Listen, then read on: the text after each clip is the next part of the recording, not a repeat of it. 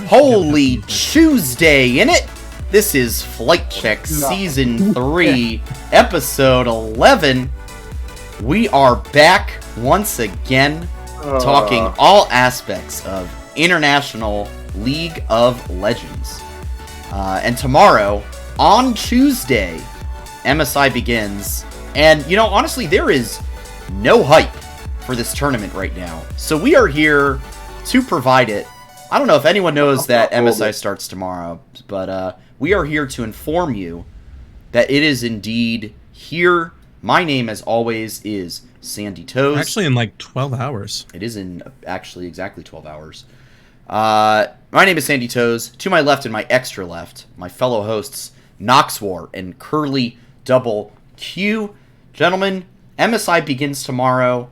I have seen very little interest from the community, I feel like, on this one. Nox, it's crazy that, like, there's been really no hype videos out there, or at least any reception to anything has been, like, lukewarm or muted. Do you feel like people are sleeping on MSI so far, or is it just they're not excited because it's the early group stage instead of the actual, you know, big 8-man bracket? I'm really not sure what the deal is, because I mean, I haven't been super online the past couple days, but like, even the little bit that I have been, you're right, I haven't really seen anything. So, and in my opinion, like, you look at Worlds play-ins, like, yeah, there's generally less hype than normal, but like, people are still hyped. It's international tournament, and we don't ever get those, right? There's only 2 a year, so you would figure people would be a little bit excited, because at the end of the day, like, you have a North American team playing, you have a European team playing. I don't know. People tend to like the VCS. That's fun. Yeah, I don't know. It's a whole new format. I'm not sure where the hype is. Wherever it is, I hope it slowly gets a little more rolling as the tournament goes on. But yeah, no, I completely agree. It's been a little quiet. I really just don't know why. Yeah, it's strange. Curly, do you feel like you've got any insight into what's going on here? I'm going to be honest, I think it's just that the league scene has actually been super flooded and not had a moment to breathe and reset for MSI, because LEC went on longer than normal. Usually it's LCS is like the last one before any international event. Then on top of that, we still had to finish everything with like the Proving Grounds open qualifier or relegation tournament, all that stuff, and so there was a lot of covering that. And then CLOL has been active, so at least North American scene, like, if you really are in the North American scene, you've been flooded with a lot of tournaments to take care of, and like, I think everyone needs a little bit of a break from even league sometimes, you know? Yeah, absolutely. And so I think that might be part of it. And then it's in England, bro. Like, I don't think that people get hype for if you're doing an EU tournament. I don't think people get hype for London. I don't know why. I can't explain it to you, but like, I just don't think people do. Whereas like, if you do it in Germany, if you do it in France, like if you do it on the mainland, there's a lot more hype there. I'm dying of laughter watching Twitter complain about all these people coming in and just saying Britain food sucks. Yeah, exactly. On Twitter. Yeah. Yeah. And so it's weird, though, because like, on the flip side, I feel like this is the most information I've ever had about an MSI ever, with all the like frequent updates from Riot itself, and the plethora of infographics, videos, state of LoL esports, like everything. Yeah. So it could also just be an anomaly. Yeah, it does feel like there's actually been a lot of communication from Riot. It's funny. I think on last week's Hotline League episode, Travis said something about how, you know, hey, let's actually, we can applaud Riot on this one. They said they would be more communicative, and here they are being more communicative. And I do feel like, I'm not trying to be a Riot shill here or anything, but, you know, okay, hey, hats off to them. They've actually been communicating in greater ways than previously, and it's been good to see. Even if the general community at large might disagree with their stances or the way that they are approaching certain ideas. I still think it's good that they are communicating pretty thoroughly, in my opinion, with some of these interviews and the long blog posts that they've been doing recently. So, with that, speaking of off-season, I think it is time to do an off-season check-in. Lots of info just to quickly discuss before we get into discussing MSI. You had the EG Quadra-Kill. Dropping, not even really the Quadra-Kill. It was more like the Septa-Kill because he had coaching staff. Coaching staff let go as well. Curly, what's your thoughts on this one? I mean, this was like this felt like a pretty astonishing move by them. It's not like the team was, like, bad. I think you could make the argument that they would have pushed for one of the world spots at the end of the year had they stuck around. So, yeah. I mean, what's your perspective on this move? How are you feeling about it? I mean, admittedly, so I made a tweet shortly after it was announced. I was like, it seems like every day that evil genius forget the genius part of their name. But, like, if I was to theorize what it could be, my guess is it could be them hitting the panic button on League of Legends as a whole. Yeah. Wanting to go super budget on that so they can divert assets to other areas. But maintaining a hold on JoJo so they can, get a good buyout for him, because I wouldn't be surprised if he's one of the higher rookie buyouts in recent years. Mm-hmm. So there's always the financial motive. But other than that, I can't actually imagine like a real reason. It's like maybe they're just trying to, cut costs and at least hold on to something, because there's no reason you should get rid of one of the best jungle mid duos in the league. And then, like, if you let go of Sunday or FBI, I would still be a bit confused. But, like, I would kind of understand it a little bit less, because maybe behind the scenes they just didn't quite mesh as well with the team environment you were going for. Letting go of Vulcan is the craziest thing, actually. Like, he is the best domestic support we have ever produced. Like, I would argue surpassed Afromu since his C9 days at the very least. Like, he is the best domestic talent in the bottom lane we've ever had. Yeah. So why the hell would you get rid of that unless you're trying to, like, essentially give up on the LCS? Yeah. Like, for all we like it, I'm the guy. Every time people have been jumping to conclusions with theories in offseason, like last summer when they were like FlyQuest is selling, etc., you always hear me say, like, all right, let's calm down, wait for stuff to develop.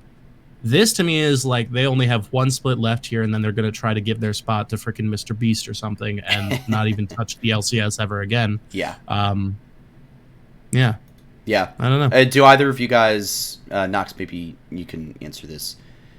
I don't personally believe the Vulcan to LEC rumors or, theories that have floated around. But where do you both kind of see, and we can expand it to all four players, like, these are high-quality players that are now up for grabs in the LCS. And I would be shocked, or the LEC, if Inspired wants to return to the LEC. High-quality players, where do you see them ending up? I mean, for me, I see Inspired returning to Europe. I don't know what team, I couldn't tell you, but I'm assuming he's heading back there. But I presume that someday FBI and Vulcan find landing pads somewhere else in the LCS and could really shift the power balance. What are your thoughts? So, I mean, I agree. I doubt Vulcan goes LEC, but there is a non-zero chance that it happens. Like, I do think it would be foolish for any LEC team to even, like, completely wave off just because he's from NA. Like, you shouldn't consider him, because he is that good. He is worthy of playing in the LEC. He can be a top 5 LEC support. So I think any bottom 5 LEC team should actually probably be looking at him and going, maybe we should probably play with this idea a little bit, right? But at the end of the day, I do agree. I doubt he goes to LEC. I think he probably does stay here in the LCS.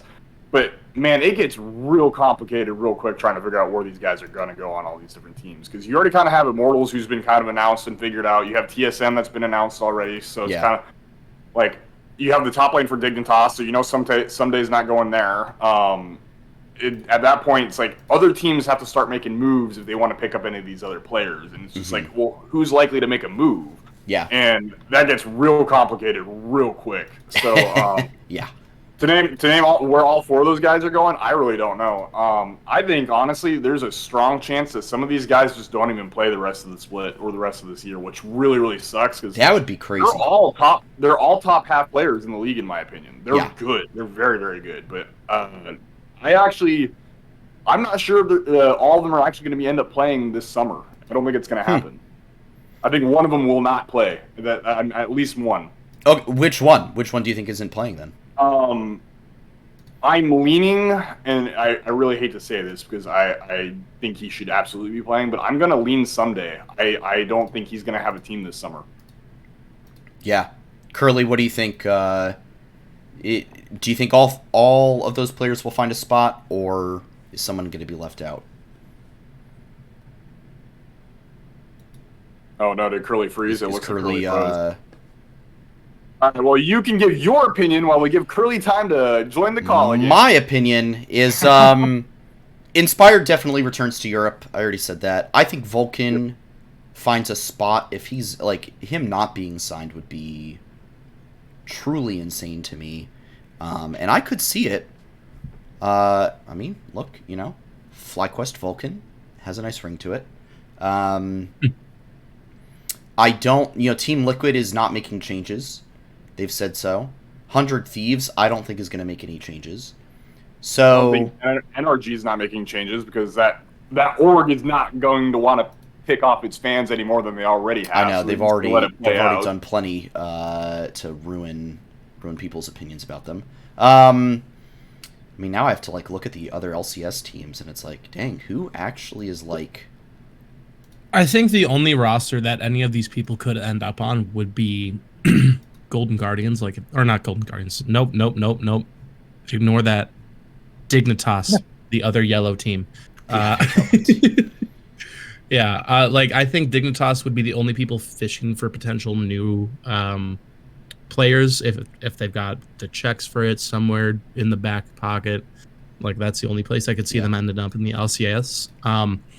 I think, honestly, any team that wants a chance at making Worlds in the LEC that hasn't finished top 4 in either of these splits should be looking for Inspired to round out their roster. Because I'd say the LEC, despite some scorelines, is actually fairly competitive this year, considering how much everything flipped on its head in the spring. Mm-hmm. And so, even Inspired on Astralis, on XL, on SK. Hell, even though BDS had a really good spring, if they decided that maybe they needed Inspired instead of Shio, I could see all of those being a potential thing. Yeah. I don't think Mad Lions or Fnatic would let go of their junglers. They're both very attached to that. I don't see Inspired wanting to go back to Koi. But anyone else, I really think they should be trying to get Inspired on their team. And Vulcan, as weird as it is for me to say, I do see the smallest world where he could end up here on FlyQuest. Especially we're going to talk about FlyQuest rumors? Because it's not something I want to egg on too much. And admittedly, I feel like it would be interesting to see how that pans out because of all the beef between him and Ayla. and then where does Winsome end up? Who's going where if we bring Vulcan in? No, I mean, I really think we should talk about it because most people, when this conversation has come up, where is Vulcan going to land? Inevitably, it's FlyQuest seems to be the most logical spot. I mean, if you look at, and I've changed the topic, so we are discussing it. If you look at 100 Thieves, they're not moving off Busio. I'll run down every single team here. 100 Thieves is not going to drop off Busio. Cloud9, I would be shocked if they move away from Sven. They're literally going to MSI with him. NRG is keeping that whole team, so nothing's changing there. Dignitas, I would be shocked if Vulcan signs with Dignitas. It could happen. I'd be surprised. Golden Guardians, they're not going to make any changes. Immortals, I believe they've already, they're bringing in Treats. They've already kind of made their roster changes. Team Liquid's running it back. And TSM, the rumor right now has Chime as their starting support. The only team that's remaining is FlyQuest. And FlyQuest and Dig, that's about the only options, and even then, Dig's not an enticing one. Dig's, unless, Big Vulcan, no. I mean, especially when they're bringing over Rich to replace Armut. You could have. It was Clutch Gaming days. You could have really made his name. You could have promoted Hoon, right? Isn't that their challenger top laner? Could have promoted Hoon, but no, you're just gonna pay for a Korean top laner. Or apparently, if you had waited a bit, you could have gotten Someday. Or you could have gotten Someday, but instead you're paying for a kind of mid-Korean top laner. So, hell, Someday with Santorin and Wild Turtle? That sounds like a pretty good roster to me. Well, no, Wild Turtle's going to be on TSM. Wild Turtle's TSM. Who the frick am I thinking? I'm thinking Tomo. Yeah, I'm mixing up to FlyQuest alum, bro.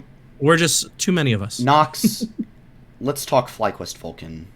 I want to hear from you how realistic you think this is. B, I want to discuss, would this actually be a good move? And I think those are two different conversations. Is this a realistic move for FlyQuest to make? But would it be the right move for them to make? So actually, I'm glad you asked both of those questions, because if you didn't, I was going to bring it up myself. We're on the same wavelength here. I would say it's a move that should be considered, and I would be surprised that most people didn't think it's a move that would be good. However, I'm hesitant on how Vulcan's support playstyle would mesh with Prince's and Spica's playstyles. I'm not sure if it would necessarily be perfectly in sync, and there's no doubt because of how good he is and how good Spica is and Prince is. I'm sure over time they could gel and get it together, but I am hesitant to think that they're going to immediately click. I've never really been super. I think in general, I think Vulcan is like he is one of the best supports, right? But I don't know if he's going to be able to click in the way that Prince wants him to click, and that's what I'm hesitant about. And that would take more gameplay analysis for me to go look at EG and how they play and how he played with FBI and so on and so forth, and how Prince has been playing with Winsome and Ayla and kind of what Prince would expect. I just, from eye test view, from very surface level watching games, I don't know how well they click, and so I don't know if it would be the right move. But it's probably a move because of how quality and how good the caliber of Vulcan is that should be considered by Nick Fan. Curly, how about you? I'll ask you the same question. Realisticness of this move versus, hey, is this actually a good idea? Realisticness, I'm going to throw it at a dartboard and see what happens. That's kind of how I view this. It's there is, if you looked at a dartboard, I would see Fly Vulcan as the rings. You could either, if you land a double or a triple, it doesn't matter which number, if you land a double or a triple, or a bullseye even, you're getting FlyQuest Vulcan. But the vast majority of the board, I still see us just sorting out between Winsome and Ayla, because I feel like Nick really likes to try and work on roster longevity. Despite the fact that the last 2 years we have had summer switch ups in certain capacities, it's what he goes for, from what I've seen at least. But would it be good? I kind of think it would be good. I think it might start out a bit rough. I don't think Prince and Vulcan's playstyles would mesh at the beginning, but Vulcan's being a seasoned support, I think he's an adaptable player. Because FBI is not Danny, is not Kaori.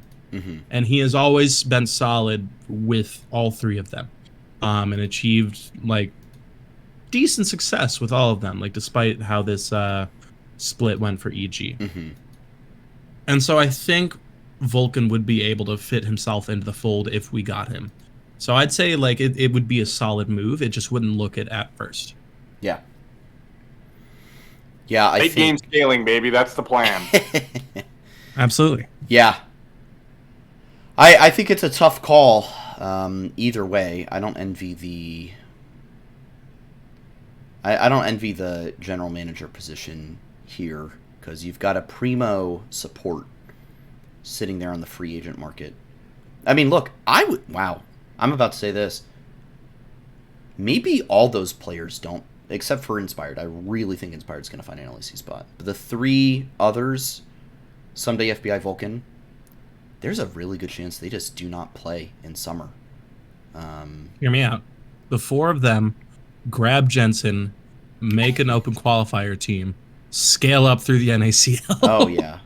Absolutely stomp on everyone. Honestly, that'd be great. Like, they've definitely got enough money sitting around that they can, like, not get paid for, like, 6 months. And, someday, top lane, FBI Vulcan bot lane, you just find a random amateur jungle mid. I think you'd cruise through. You'd make your way to NACL real fast.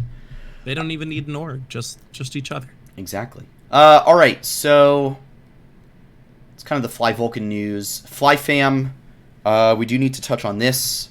Wow, there's a lot more. Unfortunately. RIP to Fly Fam. Fly Fam, more like Bye Fam. Wow. Ooh. Yeah. Unfortunately. I don't know how I feel about that one.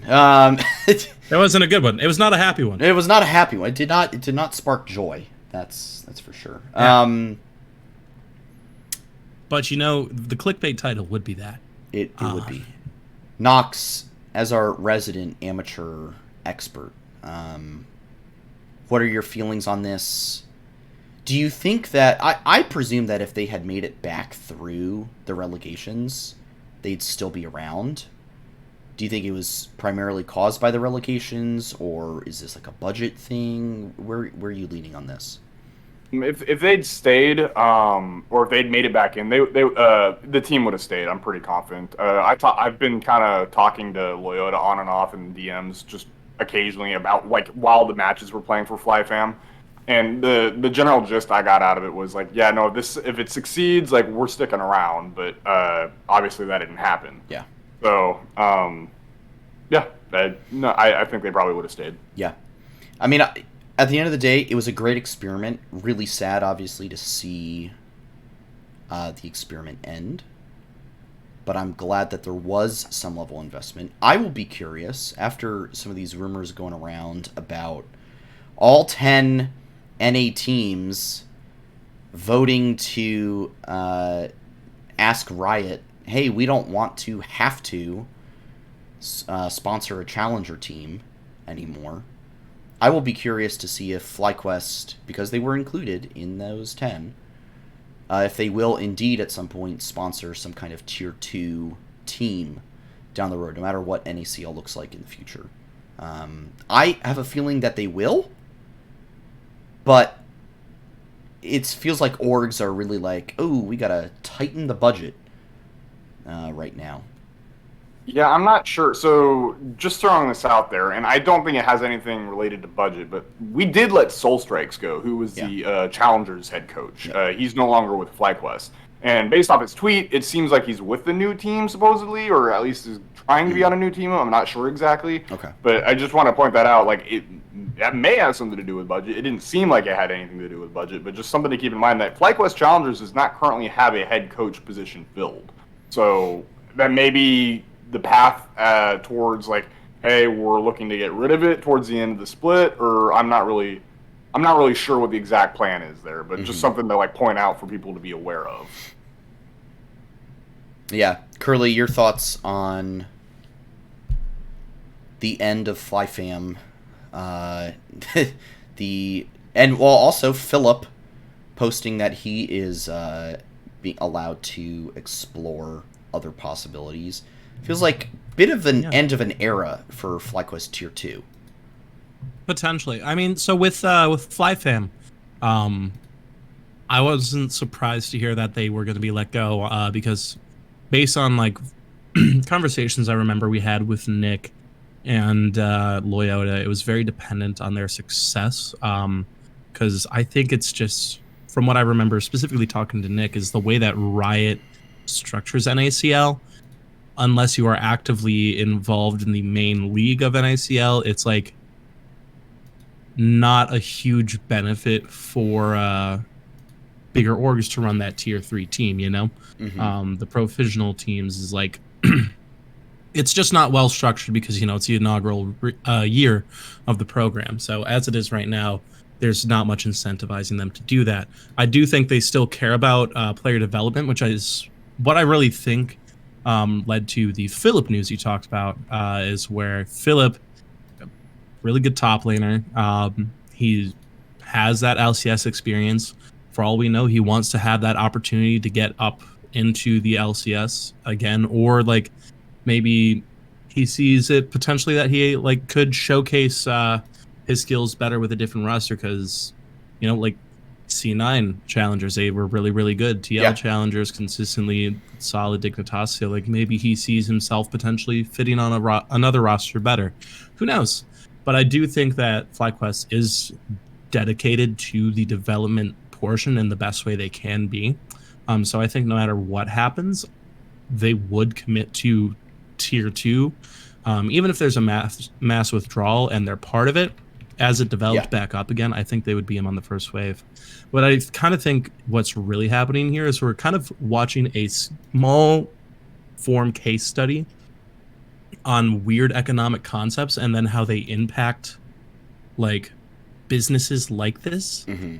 Because it's like this wave of really like, oh, this team is letting this roster go, this team is potentially pulling out of the LCS, this team seems to stop caring. It's like there were little droplets of it last year, right? And what it feels like is behind the scenes and like all those C-level conversations that we would never even be part of.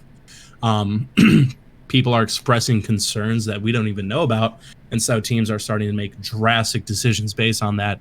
Kind of how like a stock market goes through a recession because one person pulls out a good amount of shares and all of a sudden everyone wants to get everything out. I think that's kind of what's happening here. And so I don't think it's org specific. I think it's like this scene culture that's kind of causing this all to happen, and it's a lot of weird economic psychology going on. I don't know. I could just be going crazy though. No, that could be my like. I might have a tinfoil hat on.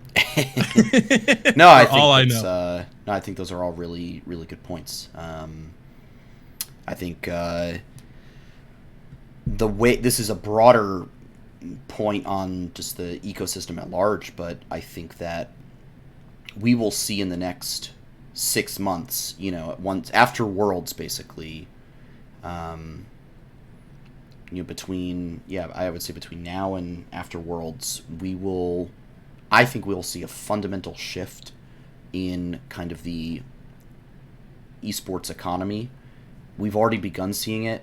Lots of layoffs, a lot of turmoil kind of right now in the scene, salaries going down across the board. So I think there will be a fundamental restructuring to how probably the LOL esports scene operates ultimately, which could be really good, could be really great for things to retract a little bit, maybe to a healthier sense. You know, it'll be hopefully a brand new landscape in 2024. Right. After the VC money, this was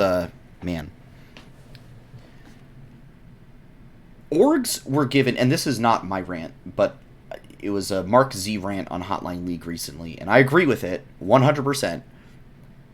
VCs gave orgs like Team Liquid and 100 Thieves and TSM tens of millions of dollars. And they spent so much money on these like insane facilities the Alienware Training Facility, the 100 Thieves Complex. And each one of them was like, we spent, they're making this content, like, we spent $5 million on our new facility. And then the next one was like, well, we spent $7 million on our new facility. And they just had to keep one-upping each other. Meanwhile, they're cutting content.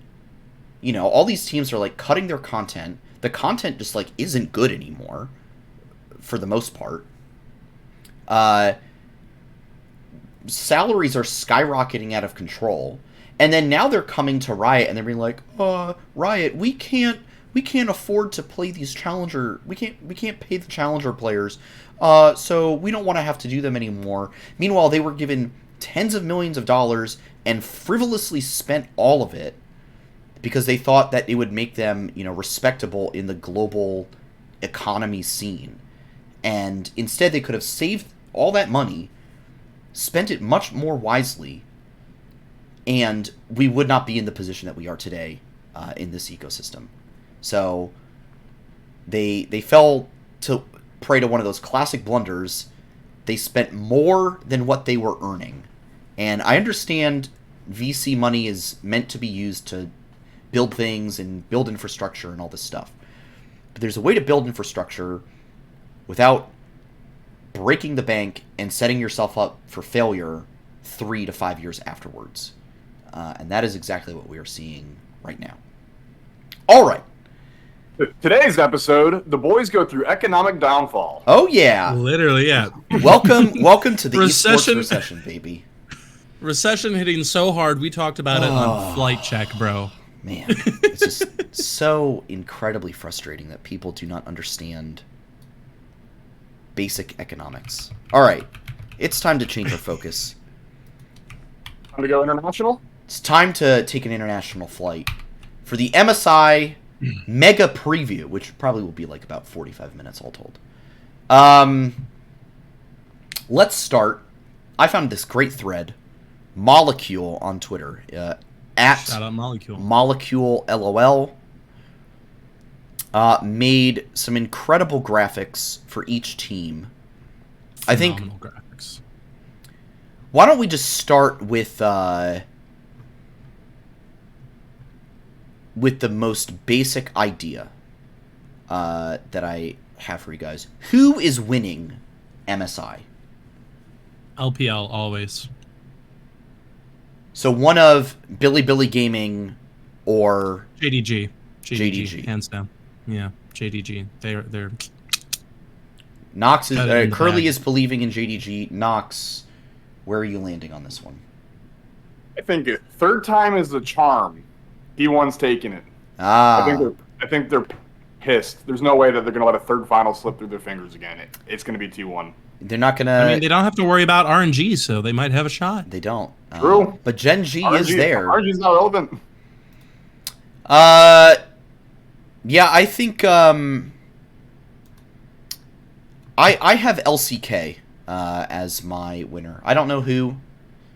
I feel like there could be the way I see it is like a interesting upset where like a Billy or a JD Gaming beats T1 in one semifinal, and then Gen G wins the other semifinal, and then Gen G wins that final. So that's kind of where I'm leaning right now. But I think it will be... I'll just go ahead and predict Gen G. I think that's fun.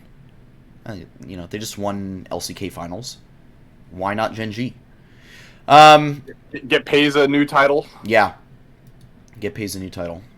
Get paid. I will say, I do really want to see a Gen G versus JDG matchup, though, because I'd love to see Ruler versus Pays. That'd be great to watch. Absolutely.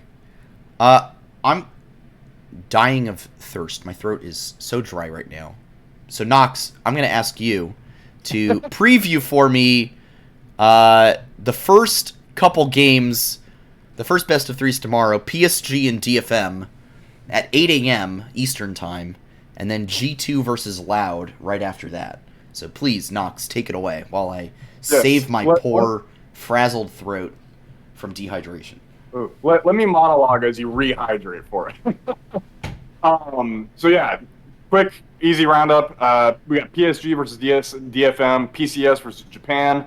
PSG, from the few games that I've watched and from what I heard Mark Z talking about on the Dive Foria this morning, was probably the most boring team out of anyone here at this entire tournament, which I find absolutely freaking hilarious. Does that mean they're a pushover? No, not at all. It just means they're very standard, and I think come later in the tournament, they should be very easy to find out and prey upon. So in terms of the actual matchup versus DFM, I have PCS or PSG winning 2-1 over DFM. PCS are still just a cut above Japan, I think, as good as DFM have been in the past. There have been roster changes, though, and I don't think they're going to be as good as they were in years past. So I'm going to give the edge to the PCS on this one. And then G2 versus Loud is... the question is G2 winning 2-1 or 2-0? Because, I mean... Brazil's been on the upswing. I'm not gonna lie. There could be, and G2 has not looked as good. I mean, they were only the third or fourth best team in EU this past split. So I'm not gonna put it past Brazil taking a game off of G2. But let's be honest here. G2's winning this, right? So take your prediction. 2-1 or 2-0, up to you. I'll let you spice it up a little bit if you want, but I'm gonna go the 2-0 personally. Yeah, I think it should be a G2 win for me, and I have PSG beating DFM for sure. Curly, are you... what are your thoughts on... Because this is the first time we're seeing a loser's bracket here. So this is Group B we're discussing, so, presumably... Who do you have getting out of this group just through the basic... win 2 best of 3s and you're through to the bracket stage? Well, so I definitely think PSG and G2 are going to win their first rounds starting tomorrow. And I see there's no reason that G2 shouldn't make it out of this, honestly. Especially, they always perform well enough internationally. So, it would be a major upset if they didn't get out of it. Yeah. So I will say, I actually think I favor PSG beating G2 in the qualification match. Really? What's your?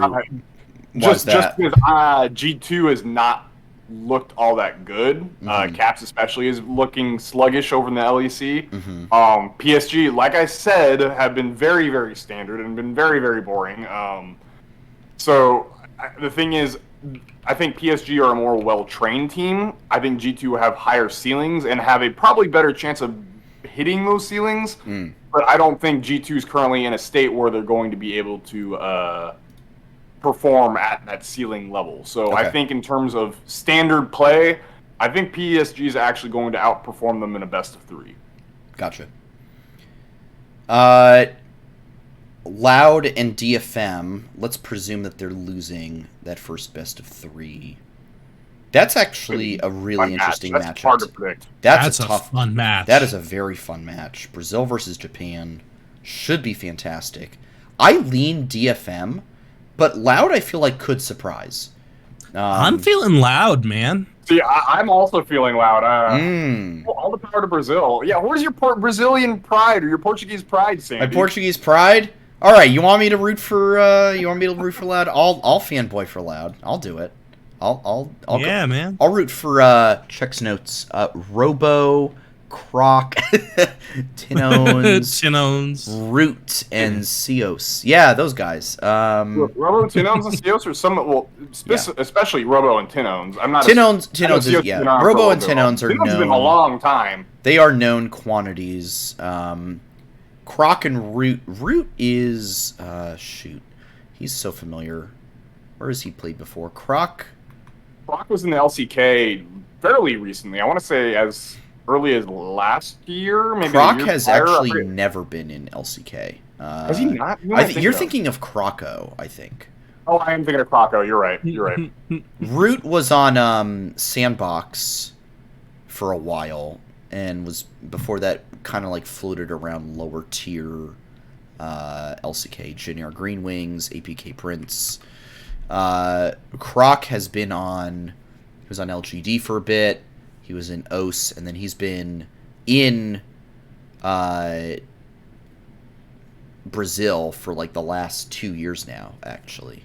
So That makes more sense. he's just been on a couple different teams from split to split. But he's been on Loud, actually, for a full year. So I think this will be, assuming he comes back for summer, this will be his third split with Loud. And then opposing them, obviously, you've got DFM. Well, okay, hang on. Presumably, it would be DFM. Presumably. And so you've got Toll 2, Steel, Arya, Utapon, and Harp. Toll 2 replacing Evie, who has moved over to Heretics in the LEC. Utapon, Harp, who I believe was also on Sandbox. No, KT Rolster. And then you've got Arya, who everyone knows, and Steel. Everyone knows those folks as well. I don't know. It could be Loud here.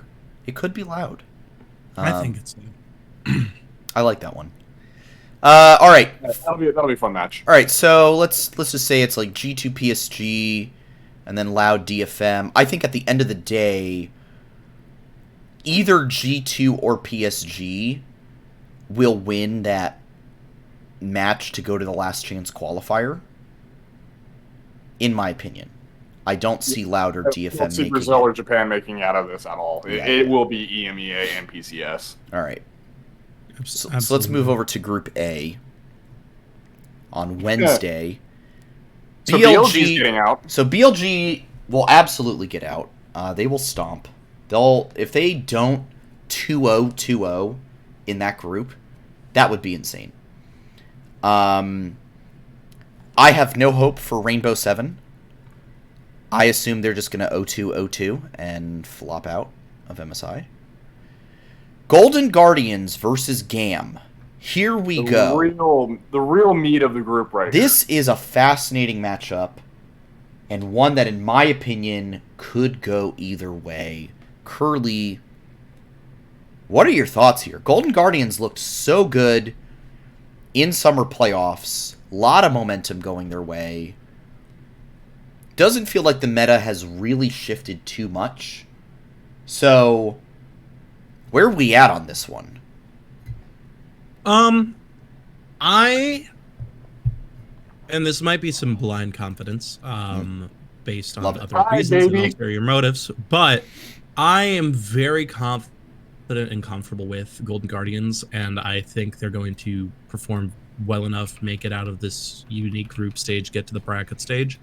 And part of it is because I really like when I watched the Fly final or like the Fly semifinals, and then I watched the C9 finals. Like, I like their game plan. I think they have a surprisingly good approach to League of Legends. I think at this point, any team that's good at scouting can pick up on what it is and try to counteract it. Much by, like, I don't know, picking Olaf. But, like, for teams that are lazy or ego, might not have basic perception. Not even that. Like, even if you do try to work around it, because of their effective style of CC chain out the ass and the amount of champions in League of Legends that can set up a good CC chain, it doesn't matter what meta it is, you're probably going to be able to pull that off.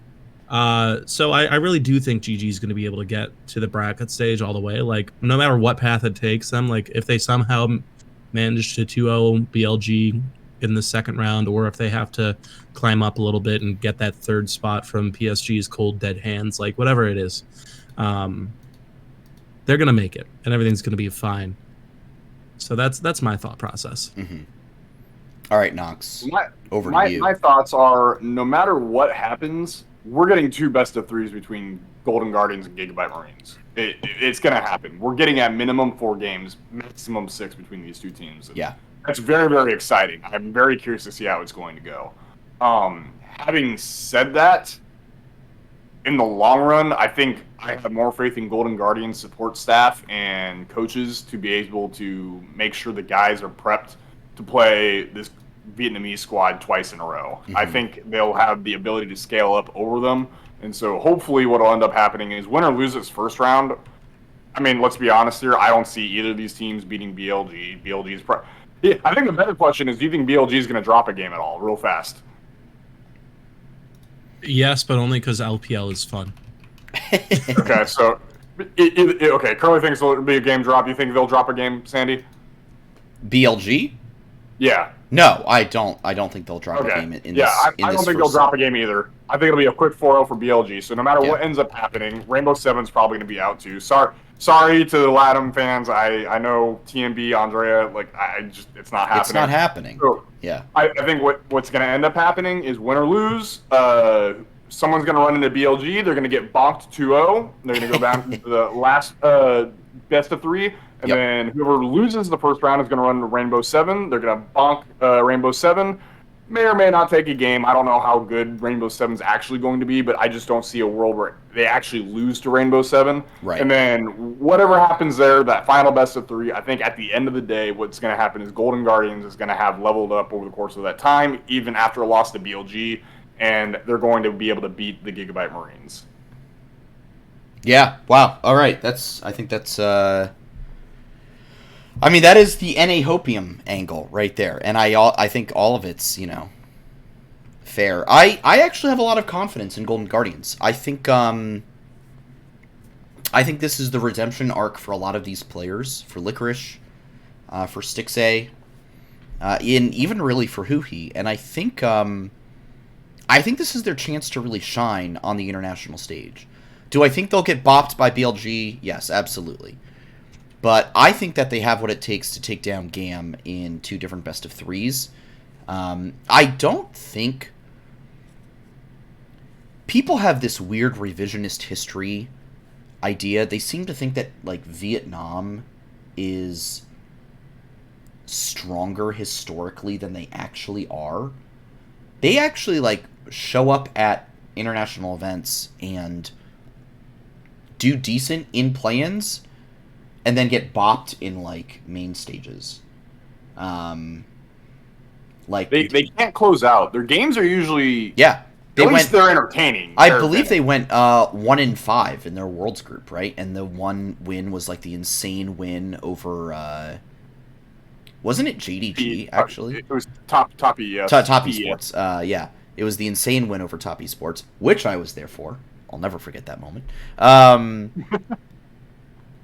But I just don't actually think Vietnam is as strong as people like to think that they are. And I think Golden Guardians is in a really good position here. And I think it's going to end up being Golden Guardians versus either G2 or PSG in that last chance qualifier, best of 5, which let's get into that one because woof. So you guys both think it'll be PSG versus Golden Guardians? No, I think it'll be I do think it'll be PSG versus Golden Guardians, and I struggle with this. I don't know how I feel. So Curly, I'm going to throw you under the bus and ask you to give your opinion first. How dare you? Oh man, I mean, like I said, I do have confidence they're going to make it out. Is it going to be a clean 3-0? Yeah. No. Yeah, it is. Yeah, it is. Honestly. We're better. We're better. PCS don't have shit on us. Don't have shit. Go back to your football club, Paris Saint-Germain. So, I will say, I differ from y'all in the fact that I don't think it'll be PCS in that last chance qualifier with us. I think it'll be G2 that Golden Guardians are playing. And, man, there's something about G2 in a best of 5 against an NA team that is just terrifying to me. Why would you? I was just saying that I don't trust G2 to be able to take care of it in a best of 3 versus PSG, which is true. But there's something about playing an NA team in a best of 5 as G2 that I'm a little nervous about. And I think if G2 is down there against Golden Guardians, I think G2 actually takes it, believe it or not. Why would you even imagine this scenario, Knox? How dare you? I mean, I simply don't trust North American teams in an international best of 5. That's just. So I was gonna say, Sandy, you did say last time that we were on with Loyota that you do think Golden Guardians is not making it out of here. Yes, I don't think it's happening. I think that they will make it to the last chance qualifier. I really do think this will happen. But I don't see them making it out of that last chance qualifier. Either PSG or G2. I think they will drop to either of those teams. Now, I'm gonna set aside money so I can Venmo and Nero for a cameo of him saying specifically "F you" to you, Sandy, when they make it out of okay, the look, of the let's say group something stage. crazy happens and G2 drops to like Loud or DFM, right? And one of those teams then makes it to the last chance qualifier. Okay, then does Golden Guardians have a way better shot? Absolutely. But I simply don't trust them against EU or PCS just yet. I would say maybe PCS a little bit more than G2. I could see that. But right now I'm just... when the prediction time comes, I'm predicting against Golden Guardians. I simply am. I believe I did predict Golden Guardians for This first matchup? This first GAM matchup, actually. So... Okay. Yeah. So to summarize this, it sounds like Curly believes it'll be a swift 3-0 over PSG. I believe it's probably going to be a 3-1 in favor of G2 versus Golden Guardians, and Curly's was Golden Guardians as well. And then Sandy's is also a Golden Guardians versus PSG matchup. What do you think the scoreline is? I'd say probably 3-1, win one game to give NA fans false hope. It'll probably be game 2, honestly. They'll go down 1-0. They'll win 1. Everyone goes, we've got a series on our hands. And then PSG kind of like rolls through games 3 and 4. That's kind of what I'm thinking. So there we go. We got 2 Golden Guardians versus PSG, 1 versus G2. Only one of us is predicting Golden Guardians to win, and it's versus PSG, and that would be Curly. So nice and quick Y'all summary. need to be more faithful. Now I understand why you were never CLG fans. hey, Granted, that's not true. right. I was a CLG fan way back in the day, and then you've been burned. I was burned by your faith. I was burned by Madison Square Garden, actually. I was going to say, Curly, you do Everyone was- understand that me and Sandy are pretty old veterans of the LoL esports scene. True. We've learned not to trust true. NA. Yeah, I've been True. on these rides before. I know how these movies end. So, yeah. All right, let's look at the relative strength in the overall bracket, in the bigger bracket. Gen G, JD Gaming, Mad, Cloud9, and T1. Interesting question here that I want to ask you guys about. Mad and G2, are they the best representatives for EMEA to be sending? No. I actually don't know if this is true or not. Like, yes and no. Would BDS have been a better representative? Yes. And G2, yes. Right now, at the current strength, yes. Yeah. I still think Mad is a good... I think they've really earned their spot there. Yes. Well, they finally won... they finally won some best of fives. Multiple best of fives. Yeah. They had to. And I knew they had it in them. I knew they were going to. You know who I take over both Mad and G2, though? At a solid... slotting at a solid number 5 on my power rankings. Cloud9, baby. Right behind Gen G, JDG, T1, and BLG. Cloud9 slots in at number 5 on my power rankings. Believe it or not. I am very high on this team. I am not high enough to... this is... The phrasing on this is... quite interesting. I don't feel that they will win their first round 1 matchup, but I do think that they'll win in losers bracket. So, has it been announced how the seeding works for the main stage? I and other don't. pot? I Do we don't know? think so. So I'm gonna theorize here for a second. Yeah, go ahead. Allow me to spread some NA hopium just for a brief moment. So hear me out. Please do. Please do. So we have 2 seeds from Korea already starting the main bracket, along with the number 1 Chinese and European and North American seeds, right? Knowing Riot's typical history of how they want to seed matchups, I would have to imagine, as messed up as it is, because power ranking wise and like just eye test wise, it's clearly not true. But seeding wise, Riot is more than likely going to seed Cloud9 at probably the 4th pot, right? Over T1. So what that tells me is basically Cloud9 is going to end up playing one of T1, in my opinion, G2, PSG, or BLG.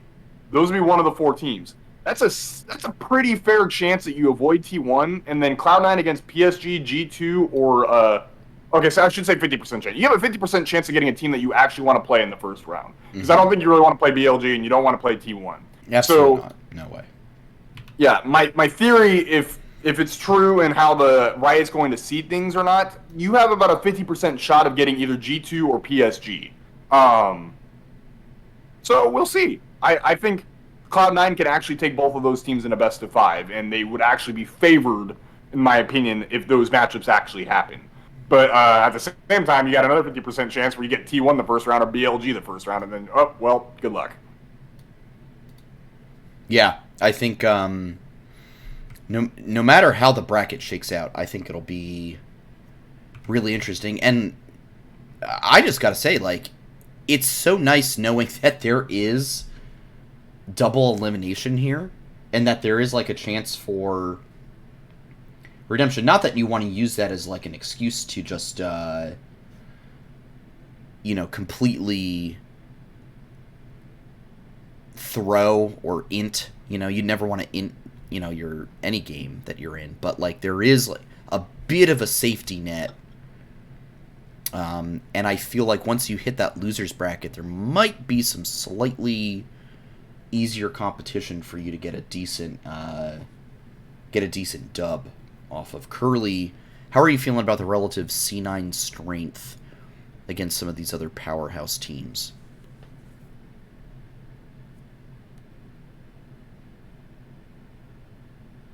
It's weird that I have more hopium for Golden Guardians than I do for Cloud9. I would say yes. Am I wrong for that? Explain yourself. That is weird. Explain yourself. Oh man! So every once in a while, when you have when you have a notion to do what we do and decide to talk about the League of Legends scene, talk about people who are objectively better at the game than you, and just what happens in the scene, so that there's a bit extra content, and try to make these predictions about how things are going to go. Every once in a while, you look at stats, you look at eye tests, you look at everything, you throw that all the window for something you consider to be gut feelings or vibes. And for whatever reason, the vibes tell me that C9 is not going to perform as well as they think they're going to perform. And you know what I think that is akin to? I think that is because I had the most ridiculous amount of hopium for them ever heading into Worlds last year. And it's the first time I've ever had C9 hopium where I've actually wanted to be like, yeah, these guys are good. And they flopped so hard for my expectations of them. And granted, they had a different mid laner. Maybe Jensen was the problem. So maybe with MNS everything will be better. Where he was. I honestly... but to be perfectly honest, MNS is the reason I am actually down on C9 here. Really? I think domestically, MNS showed his stuff here. I think he's great for the NA scene. I think, like, undisputed, he earned his finals championship. He earned a spot on the main roster. He should stay there all summer. But I think he is going to be checked so hard by every other potential mid laner that he will see on the bracket stage unless it is specifically PSG. That is the only case where I could see Eminez not having a tough time. And I think that's partially because on his path to C9 and the LCS, he had already been active in some ERLs and like had some high highs and low lows. Granted, based on a lot of the interviews that happened at the NFL and other stuff in the Twitter scene, very different player from those times. Maybe I need to have a little bit of recency bias to have some hope for him, but like that is where my heaviest critique is. And then also I'd say the secondary thing is, even though Sven, for me, has finally proved himself a very solid support, I'm going to stop shit talking on him. I still think the international pool is once again just that extra step above. So that's why with Golden Guardians, I'm very comfortable. I know what they're about.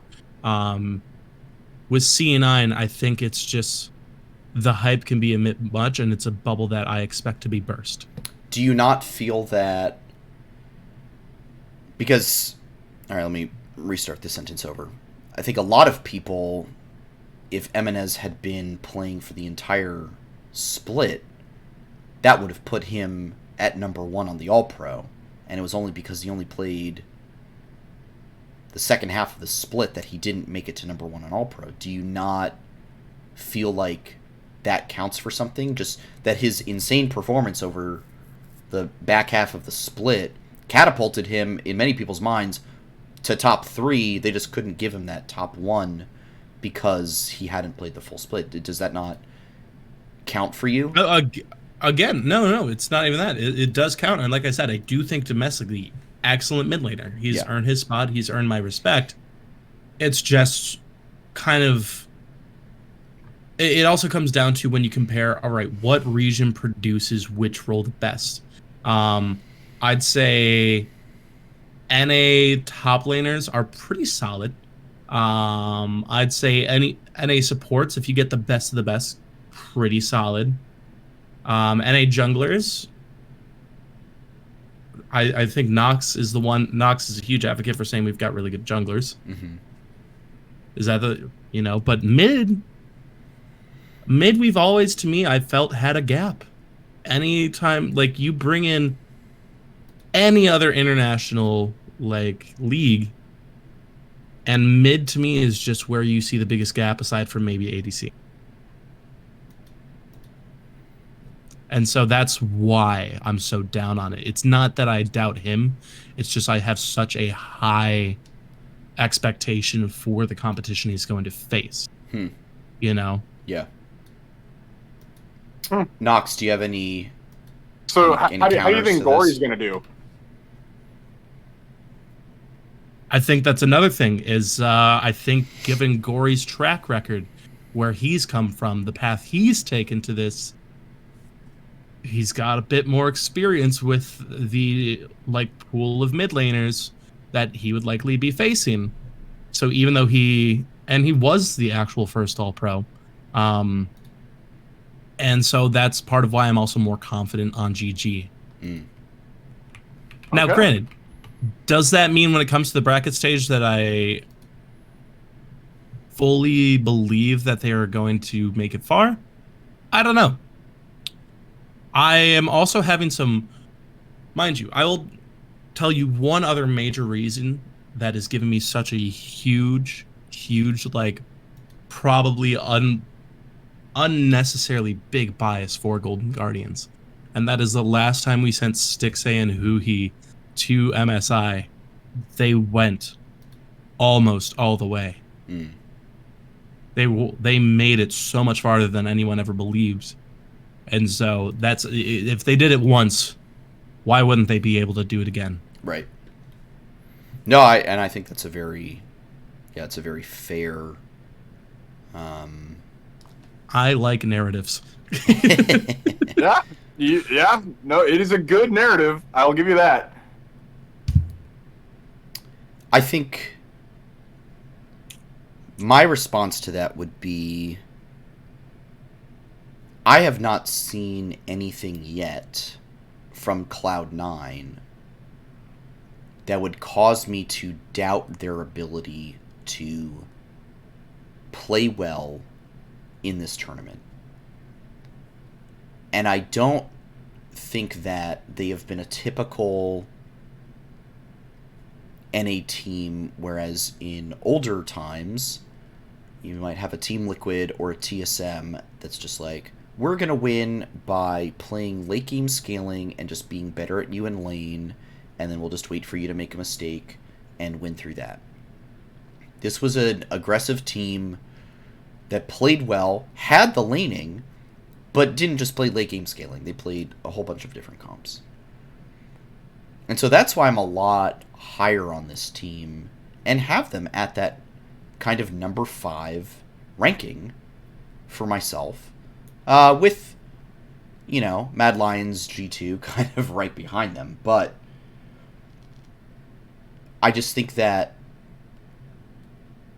this is probably one of the strongest teams we've ever sent to an international tournament, and they should be expected to do well.